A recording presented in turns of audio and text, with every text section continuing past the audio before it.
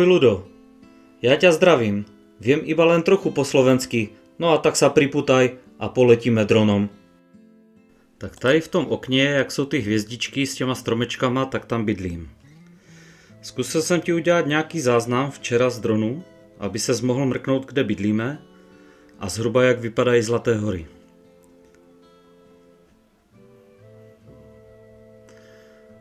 Tak tady tohle je příjezdová ulice směrem od Vrbna a to, na co se díváme, je směr Vrbno pod Pradědem a v podstatě tím směrem jsem já žil celý život v Karlovicích.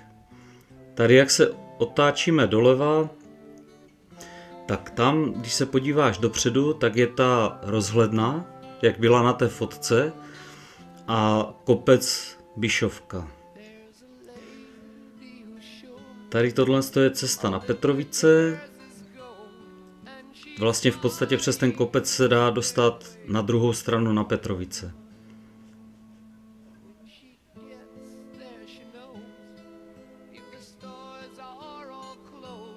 Tohle je přiblížení dvakrát.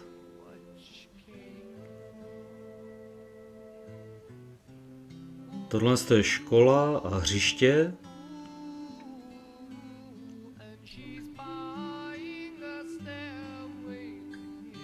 No a tady je hlavní cesta, to, co je tam dole, která vede směrem na Polsko.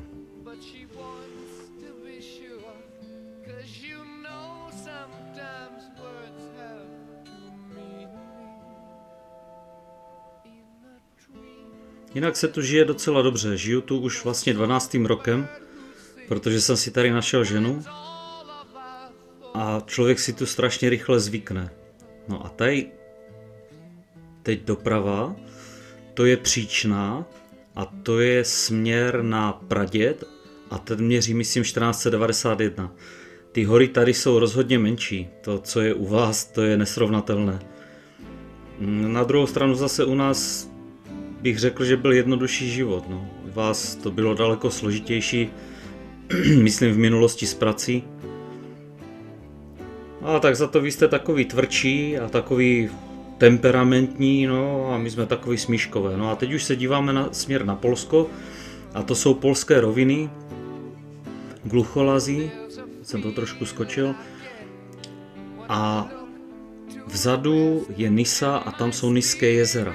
Tohle je náměstí těch Zlatých hor, kostel, vlastně to město letos slavilo 800 let. Já jsem tady v podstatě celoživotně jezdil za strejdou a v době, kdy jsem se tu nastěhoval, kdy vlastně jsme čekali malou, tak strejda umřel. Takže to jsem v podstatě jako kdyby jsme si vyměnili tu roli.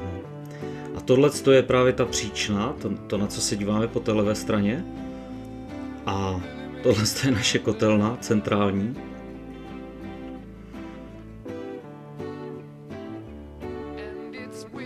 Tohle jsou nějaké zahrádky, to je nepodstatné.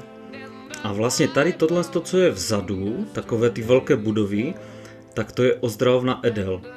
Tam jezdí děti s dýchacíma cestama, tady vlastně vzadu směr jako kdyby na to Vrbno pod Pradědem, tak tam jsou jeskyně a v těch jeskyních, v těch štolách vlastně ty děti chodí dýchat. Jako.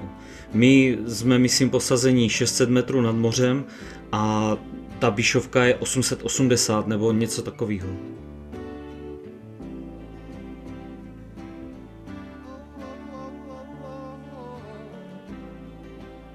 No to je vlastně ta Příčina. Tady všechno bylo zalesněné.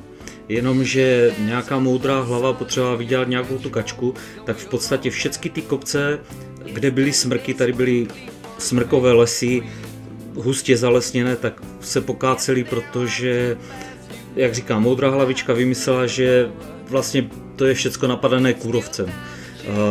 Možná, že i něco bylo, jo? Ale v podstatě to bylo tak, že ty lesy chtěli jakoby zpátky, nebo teď nevím, jestli abych to neříkal hloupě, možná, že je chtěli vrátit nějaký řád nebo nějaké biskupství nebo prostě nějaká církev, jo. A aby se to možná tak nestalo, a teď říkám, možná, že se pletu, jo, tak se o ty lesy dlouho nikdo nestaral. To určitě to, co bylo, bylo zanedbané, ale na druhou stranu nikdo dneska už nechce přiznat chybu, proč se to tak stalo, nebo proč se to vytěžilo, protože v podstatě, byť by to dřevo bylo zdravé, což bylo, tak stejně se to dalo použít tak maximálně na sirky, protože dřevo napadené kůrovcem to vlastně nikdo nechce. No, tady dcerka navštěvuje školu a tohle je zdravotní středisko, mini zdravotní středisko, mini potraviny. Nejblíž do velkých měst, do kterých jezdíme, je Olomouc, Opava, Ostrava. To už jsou potom takové ty větší nákupáky, kam chodíme. No a tady vzadu, tak tam se dělají buňky. To je bývalá Českoslezská, dneska ani nevím vlastně, jak se to jmenuje, ale prostě Českoslezská, a tam právě se vyrábí buňky do celého světa. Dělají se záchodové buňky, koupelnové, staví se z toho různé ty školy a to.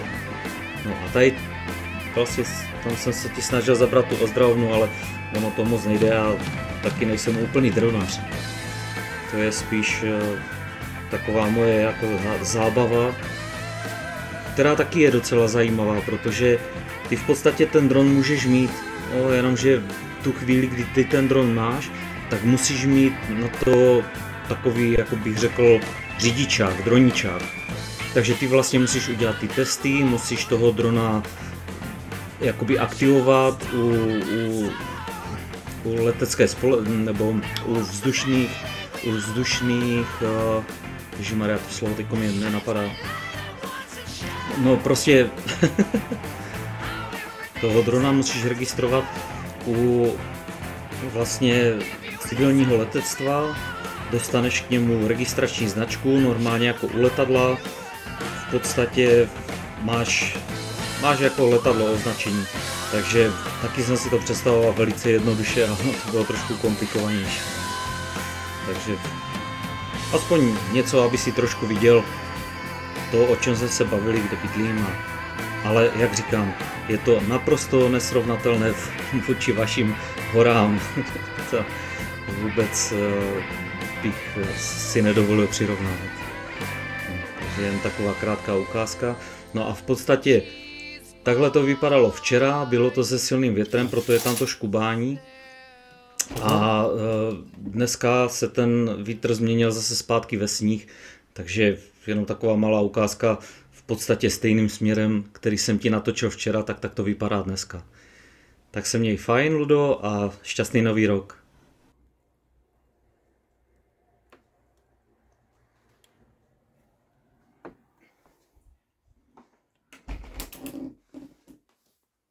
Černé množství nepřeberné. Ano, to je Zlatovláskov. A my se honem podíváme do třetího království, které je v jižní části ostrova a jmenuje se Honzovsko. To mi nevychádza.